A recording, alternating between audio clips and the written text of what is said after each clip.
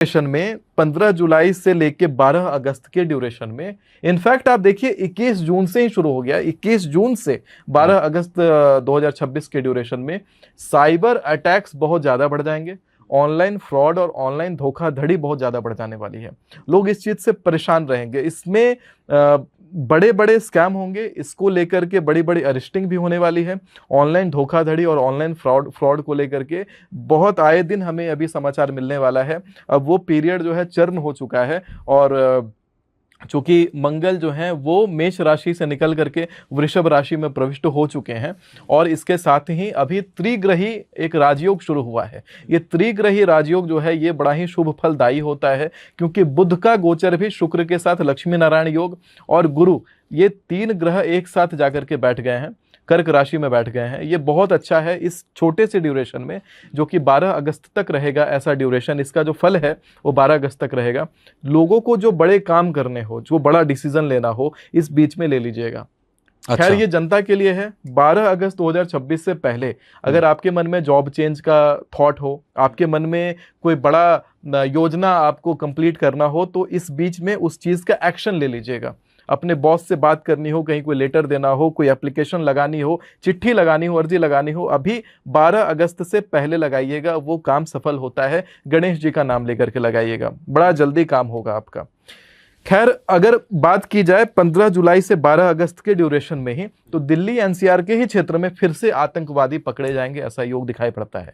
कोई बड़ी आतंकी साजिश को ये करने आए हुए होंगे, कुछ ना कुछ आतंकी साजिशों में कामयाब होंगे, लेकिन उसके बाद पकड़े जाएंगे, ऐसा भी संभावना दिखाई पड़ता है।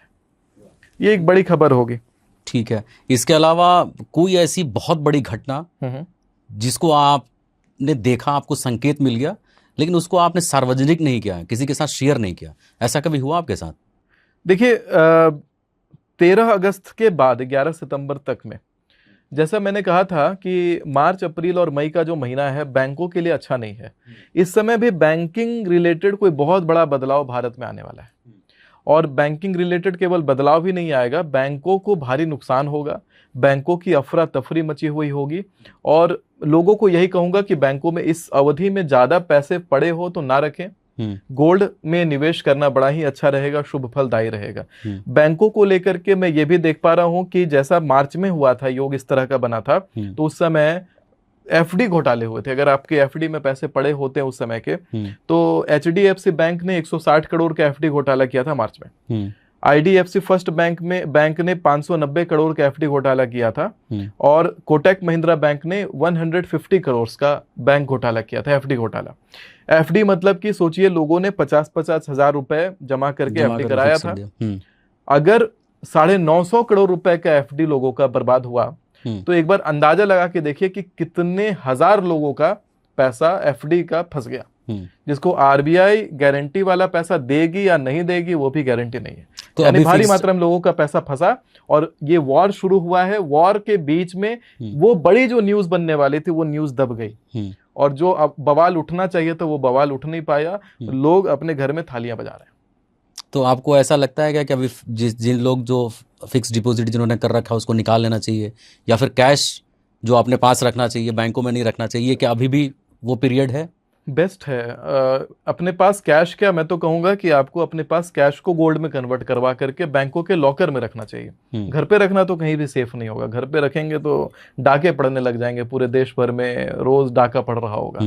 तो नहीं, घर पे नहीं रखना है आपको, बैंक के लॉकर में पैसे और अपना गोल्ड आदि रखना चाहिए, जो आपके एक्सेस में है। बैंक के अंदर जो सॉफ्टवेयर का पैसा है वो एक्सेस में नहीं है। नहीं, बिल्कुल। मैंने एक चीज और देखा था कि एक ड्यूरेशन है, ये ड्यूरेशन आता है आपका 12 सितंबर से लेकर के 10 अक्टूबर 2026 के बीच में। इस बीच में आप देखेंगे कि ओडिशा और आंध्र प्रदेश के क्षेत्र में धार्मिक हिंसा और दंगा होगा, और भारत के पूर्वी भाग में भूकंप आएगा।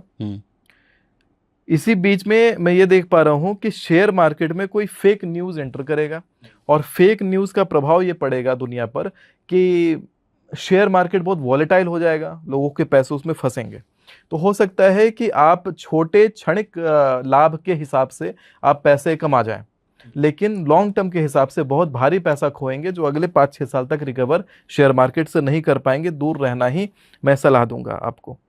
13 अगस्त से 11 सितंबर 2026 के बीच में जम्मू, उत्तराखंड, हिमाचल के क्षेत्र में बादल फटने का और वहां भारी लैंडस्लाइड का योग है, जिसमें जनक्षति होगी।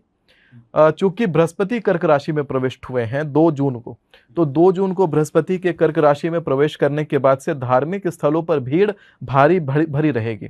परसों ही आपने देखा कि धार्मिक स्थल पर छत गिर गई और वहां पर काफी लोग मारे गए। इसी प्रकार से बार बार ये घटना पुनरावृत्ति में होती जाएंगी और इस वर्ष हमें ये दिखाई पड़ सकता है, चूंकि 2013 में जिस प्रकार से महाप्रलय आया था केदारनाथ वाला, उसी प्रकार का कोई महाप्रलय इस वर्ष भी आ सकता है 2026 में। कारण है कि जो शनि महाराज की शनि जयंती आई थी और वट सावित्री पूजन, ये तीनों चीजें शनिवार के दिन ही अवृत हुई, जो कि 2013 में से पहले हुआ था।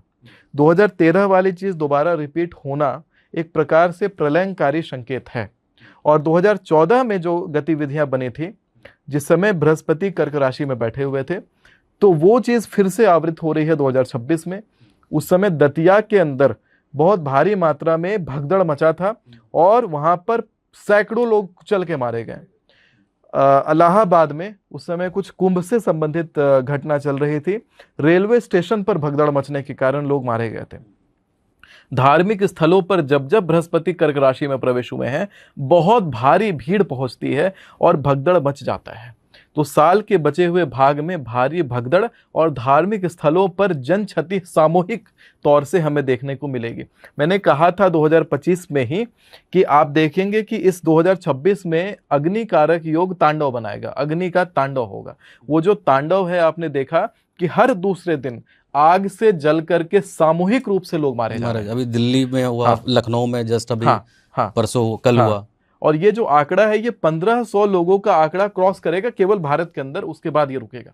900 लोगों का आंकड़ा पिछले साल था, 1500 लोगों का आंकड़ा 2026 में है और तकरीबन 2500 लोगों का आंकड़ा 2027 में। यानी सन 2027 में ऐसी बड़ी बड़ी अग्नि की कांड होंगी, अग्नि की घटनाएं होंगी, जिसमें 2500 से ज्यादा लोग सामूहिक रूप से केवल भारत के अंदर मारे जा सकते हैं। तो कोई एक पर्टिकुलर मंथ होगा या फिर वो साल के अंदर? ये संपूर्ण जो साल है ये विस्फोटक है और 2032 तक का समय विस्फोटक प्रवृत्ति का रहने वाला है। अच्छा, आपकी सुमिताचार्य जी की जो भविष्यवाणी है, उससे लोग डरे या तैयार रहे या उन्हें सिर्फ एक संभावना मानकर सचेत हो जाएं? देखिए, डरने जैसा कुछ है नहीं। कहते हैं कि जो होगा सो होगा, लेकिन यहाँ किसी व्यक्ति विशेष को पॉइंट आउट किया नहीं गया। ऐसा नहीं कहा गया है कि खास इस व्यक्ति के ऊपर ये वाली घटना घट जाएगी कि वो व्यक्ति के अंदर डर उत्पन्न हो जाए।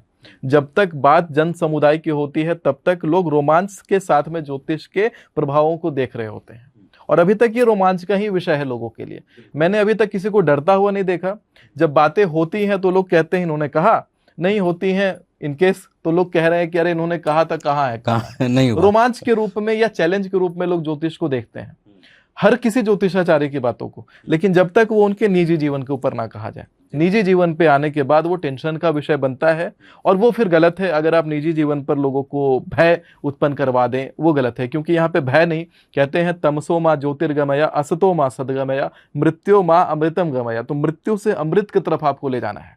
तो निजी जीवन में तो अमृत का ही विस्तार हो, लेकिन जब आप बात कर रहे हैं जन समुदाय में, देश दुनिया में कौन सी बड़ी क्षति हो सकती है, ये जानना जरूरी है। ज्योतिषीय एंगल से आप जब जान रहे हैं कि फायर से इंसिडेंट है, आपको पता है कहाँ निवेश करना है, आपको पता है वाटर से अगर क्राइसिस होगा, आपको पता है निवेश कहाँ करना है। तो जो निवेशक इस वीडियो को देखते हैं, उन्हें एक अलग एंगल मिलता है ज्योतिषीय गणनाओं का, जिसको हो सकता है कि उस एंगल से और चीजों के साथ कोरिलेट करके वो डिसाइड कर सके कि कहाँ मुझे निवेश करना है, कहाँ नहीं निवेश करना है, किस क्षेत्र में ज्यादा जाना है, किस क्षेत्र में कम जाना है। आपके पिछले वीडियोस में भी थे कि भाई सोना अभी नहीं खरीदना है, थोड़ा ठहर के खरीदना है, तो लोगों ने वीडियो देख देख के भी बहुत सारा उसको निर्णय लिया। नहीं, मैंने कहा है सोना खरीदना है और भर भर के खरीदना है। हाँ, तो अभी क्या कह रहे हैं? खरीदने का ही पीरियड है, ये खरीदने का पीरियड है। हाँ, जो आपने कहा एफडी से निकालो और सोना खरीदो, उसको फिक्स कर दो। हाँ, और रियल एस्टेट में निवेश करने से रुकना है। रियल एस्टेट में निवेश करना है तो सितंबर 2027 का इंतजार करिए। शनि को मीन राशि से निकल जाने दीजिए। मेष में शनि प्रविष्ट होंगे तो शनि नीच के होंगे। रियल एस्टेट मतलब शनि, लोहा लक्कड़ का जितना काम होता है वो सब शनि। तो शनि जब नीच के होंगे तो उन तथ्यों में हानि होगी। हानि होने का मतलब उनका रेट नीचे जाएगा। जब रेट उनका नीचे जाएगा, 2.5 साल तक का आपको समय मिलेगा रियल एस्टेट में निवेश करके अपनी प्रॉपर्टी को, अपनी संपत्ति को बढ़ा सकते हैं। तांबा में निवेश करना ज़्यादा उचित रहेगा। अभी तांबा में आप निवेश करिए। अग्नि का योग है ना, अग्नि का योग 2027 के सितंबर तक तांबे में निवेश करने से आपको लाभ देगा, और 2032 तक अगर आप तांबा होल्ड कर पाए तो आपके वारे न्यारे हैं।